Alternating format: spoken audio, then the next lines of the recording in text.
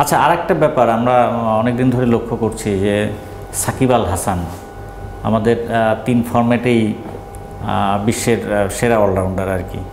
তো সে এরকম কেন বেশ বিবর্ণ? আপনার কি মনে হচ্ছে যে সে ব্যাটিংয়েও কিন্তু লাস্ট ম্যাচটায় অবশ্য ভালো শুরু করেছিল, 29 রান করলেন আর কি, দলের সেকেন্ড হাইয়েস্ট, কিন্তু বোলিংয়েও সেভাবে মনে হচ্ছে না যে খুব ধারালো। আমার একটি কথা মনে পড়ছে, গত শ্রীলঙ্কা সফরে প্রায় মুখোমুখি অবস্থান, সাকিব একটু দূরে আছে, আমাদের সঙ্গে ইন্টারভিউ দিচ্ছেন কোচ চন্ডিকা হাতুরু সিং, উনি বলে ফেললেন যে সাকিবকে সেই সাকিব আছে 10 বছর আগে, মানে 5 বছর আগে সাকিব কিন্তু আর নেই। হ্যাঁ, সে হারিয়ে গেছে।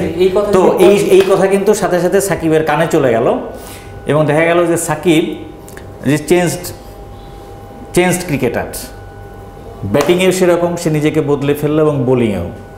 তো আপনার কি মনে হয় যে সাকিব নতুনভাবে ফিরে আসতে পারে যে নেক্সট ইয়ার থেকে? এই আপনার কথার সূত্র ধরে বলি, একজন কোচ যদি এরকম কথা বলে তাহলে উনি ওখানে কেন আছেন?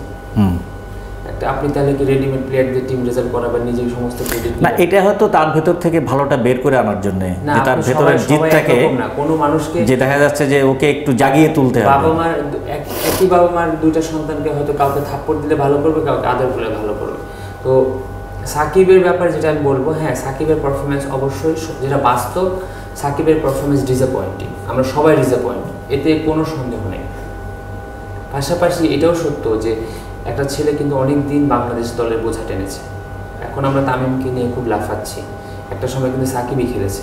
হ্যাঁ অবশ্যই, হ্যাঁ একাই খেলেছে, একাই জয় নিয়ে এসেছে।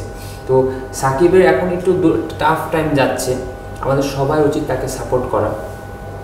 পাশাপাশি সাকিবেরও উচিত ভেবে বের করা যে আমার আসলে কোথায় ল্যাকিংটা হচ্ছে, কারণ ইন্টারন্যাশনাল ক্রিকেট এমন একটা জায়গা, আপনি কি করেছেন এটা কেউ মনে রাখবে না। এই ধরনের সচিন টেন্ডুলকার বা বীরেন্দ্র সেহবাগের মতো বড় বড় প্লেয়ার, এখন কেউ কি তাদের কথা জিজ্ঞেস? খুবই নিষ্ঠুর জায়গা আসলে আন্তর্জাতিক ক্রিকেট, না খুবই নির্মম। এত বড় বড় গ্লেন ম্যাকগ্রার কথা কিন্তু আমার হয়তো অনেকে নামই ভুলে গেছে, বা অ্যাডাম গিলক্রিস্টের কথা।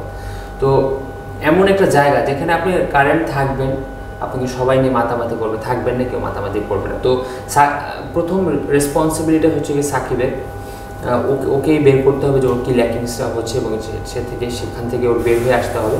পাশাপাশি যারা সাপোর্ট স্টাফ আছে তাদের দায়িত্ব হচ্ছে কি ওকে সেই ব্যাপারে হেল্প করা। আর আলটিমেটলি যদি পারফর্ম না করতে পারে, পারফরমেন্স যদি এরকম খারাপ হতে থাকে, ও সাফার করবে যেটা অন্যান্য প্লেয়ার সাফার করেছে। ও সাকিব আল হাসান দেখে হয়তো 30 ম্যাচ পরে সাফার করবে, আর এখানে ইংল্যান্ড আসলে 3 ম্যাচ পরে সাফার করবে, এটাই ডিফারেন্স হবে।